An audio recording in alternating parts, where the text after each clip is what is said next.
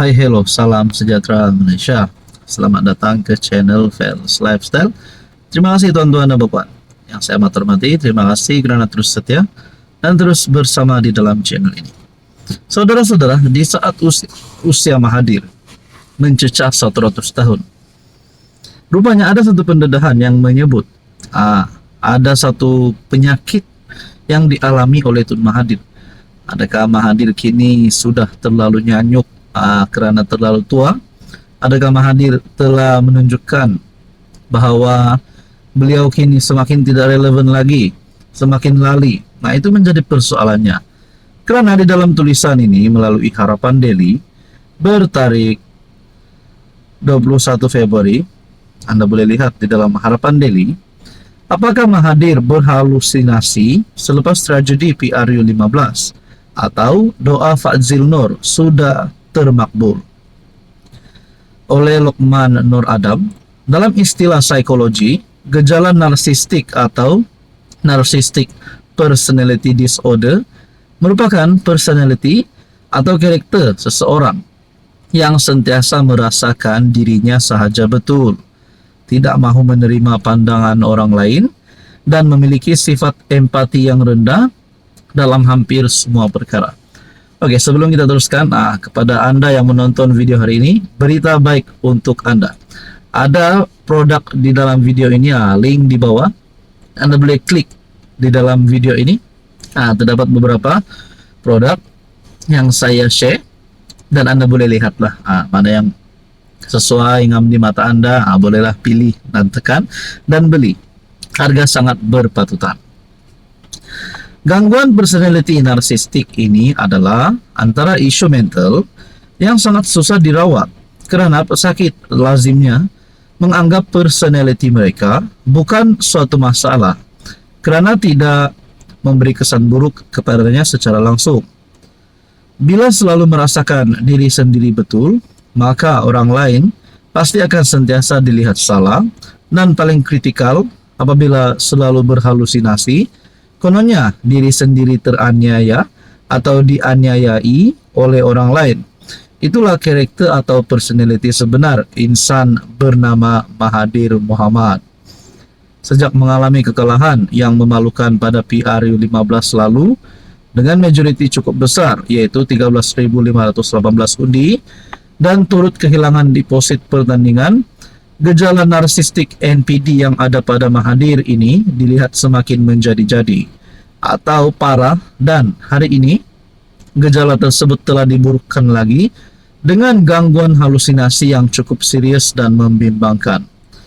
Terkini dalam sebuah podcast Apa Cerita, gejala NPD dan gangguan halusinasi Mahathir ini sudah tidak dapat dibendung lagi apabila Mahathir mendakwa secara terbuka PM menghalang beberapa pemimpin negara asing daripada mengadakan pertemuan dengan beliau.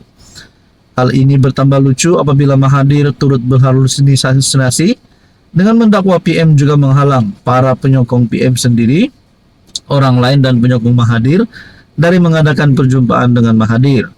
Menghairankan, semua halusinasi Mahathir dalam sesi podcast Apa Cerita ini tidak langsung menyebut satu nama pun individu-individu yang dikatakan pemimpin negara luar yang dihalang oleh PM untuk berjumpa dengan beliau. Begitu juga pihak yang berada dalam negara ini yang turut didakwa dihalang dari berjumpa Mahathir. Tiada satu nama pun dinyatakan oleh Mahathir dalam dakwaan ini. Jadi saudara-saudara, ini satu kejutan buruk untuk Tun Mahathir. Apa komen Anda? Hai, hello, salam sejahtera Malaysia. Selamat datang ke channel Fels Lifestyle. Terima kasih kerana terus setia dan terus bersama di dalam channel ini. Setelah satu Malaysia gempar, satu Malaysia dikejutkan berkaitan dengan penemuan dan serbuan ratusan juta yang juga melibatkan nama Perdana Menteri ke-9. Ada pula kes terbaru ataupun ada pula perkembangan terkini. Ini dia gambaran bilik dengan wang RM170 juta dan jongkong emas.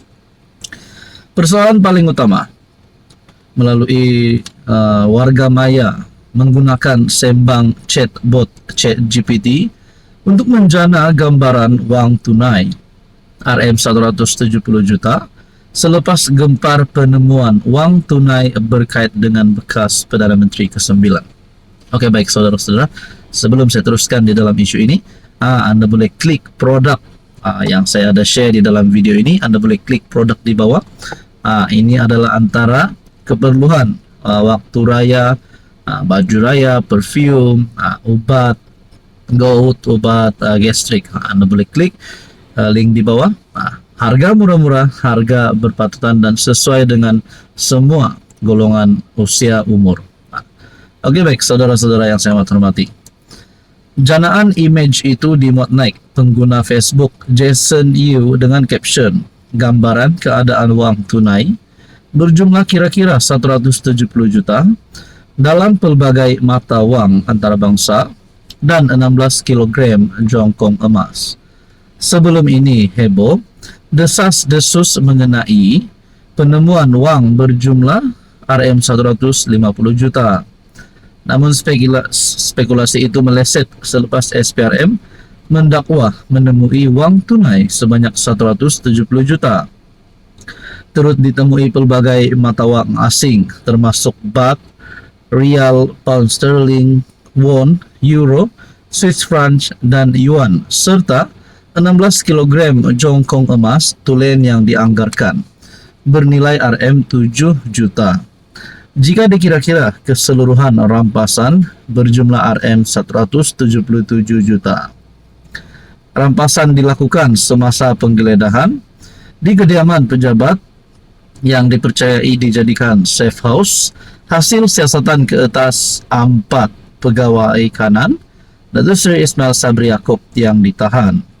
Siasatan SPRM tertumpu kepada perbelanjaan dan perolehan dana bagi tujuan promosi serta publicity ketika Ismail Sabri menerajui negara. Nah, saudara-saudara, kalaulah perkara ini ataupun penemuan ratusan juta ringgit ini, penemuan barang kemas, penemuan jongkong emas ini hasil daripada sakau yang melibatkan ahli Parlimen Beira Ismail Sabri, adakah beliau berisiko untuk dipecat, berisiko untuk ditangkap, berisiko untuk diheret ke mahkamah?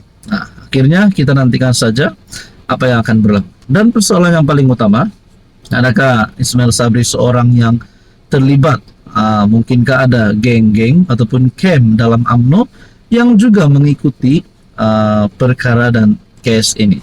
Apa komen Anda?